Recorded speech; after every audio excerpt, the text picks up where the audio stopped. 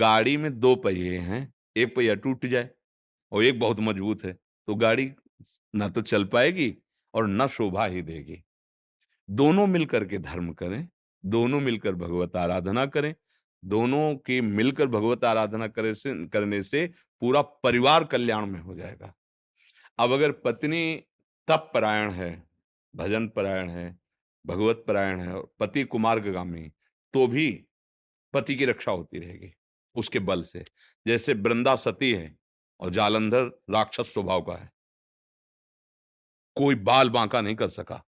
बड़े-बड़े देवता हार गए, क्योंकि वो सती पतिव्रत धर्म से युक्त, पर उसने प्रथम आराधना भगवान नारायण को पति प्राप्त करने के लिए की थी। तो नारद जी ने कहा था तुम्हारे पातिव्रत धर्म की परीक्षा होगी, फिर भगवान तुम्हें पति रूप में मिलेंगे। तो फिर भगवान वही पति रूप में उनको प्राप्त हुए, तब जालंधर मारा गया। अगर पति कुमार्गगामी भी है, अगर आप अपने धर्म से चल रहे हैं, तो उसका भी मंगल हो जाएगा, पक्का मंगल हो जाएगा। महाराज जी, पक्का। इसी विषय एक और प्रश्न आता है महाराज जी। कल भी एक प्रश्न आया था जी, कि जैसे ये तो हो गया पति और पत्नी का, जी, तो हमारे बच्चे हैं जो, जी, अभी उनके लिए हम तीर्थ यात्रा कर रहे हैं क्योंकि जी, वो इनमें रुचि नहीं है अध्यात्म में, जी। तो क्या उसका पुण्य कर्म भी हाँ, या उनकी उनको बुद्धि उनको शुद्ध होगी? उनको मिलेगा, पर हमें उनकी बुद्धि शुद्ध होने की बात माँगनी चाहिए। क्योंकि अगर बुद्धि शुद्ध नहीं, तो बहुत से बड़ा शुभ कर्म भी वो एक अपराध में नष्ट कर देंगे। बात तो ये भी है ना, कि मान लो आपने बहुत बड़ा पुण्य किया और उनको समर्पित किया, तो माता-पिता होगा, ये सब सरकारी विभाग है। आप अपनी संपत्ति ट्रांसफ़र कराना चाहें, तो पुत्र को हो जाएगी ना, हो जाएगी। चाहे वो भागवतिक हो, चाहे वो लौकिक हो। अगर संकल्प करके दिया ज तभी तो संकल्प कराया जाता है। जैसे पंडित लोग कोई अनुष्ठान कराते हैं, संकल्प नहीं कराते। तो श्री कृष्णार्पणमस्तु बोला जाता है, भगवान को अर्पित किया जाता है। उत्तम बात ये है, पर अगर वो पुत्र को अर्पित करता है या पति को अर्पित करता है या किसी को भी अर्पित करता है, वो पहुँचेगा। पर अब वो कुमार्गगामी वृत्ति से युक्त है।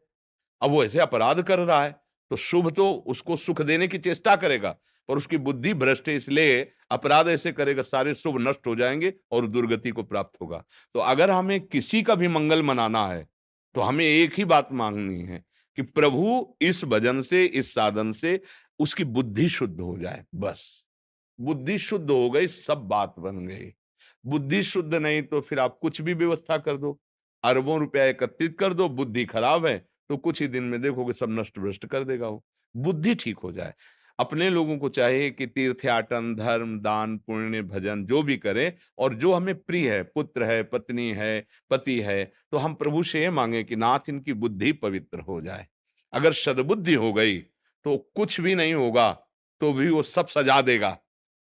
और अगर दुर्बुद्धि पैदा हो गई, तो कुछ भी सजा दो, वो उजाड़ देगा। क्या नहीं था रावण के पास? क्या नहीं था?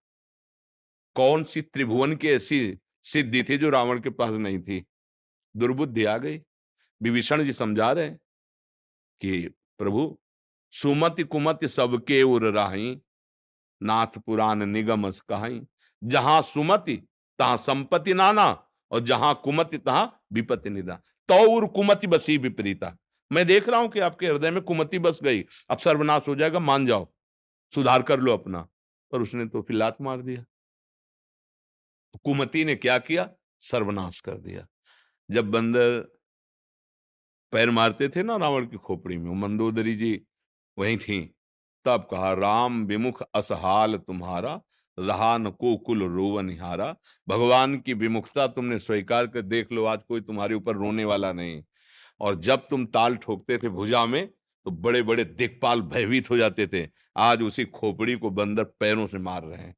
ये हम किसी को कितना भी सुख सामग्री दे दें, यदि उसकी दुर्बुद्धि है तो सर्वनाश में ही पहुंचेगा।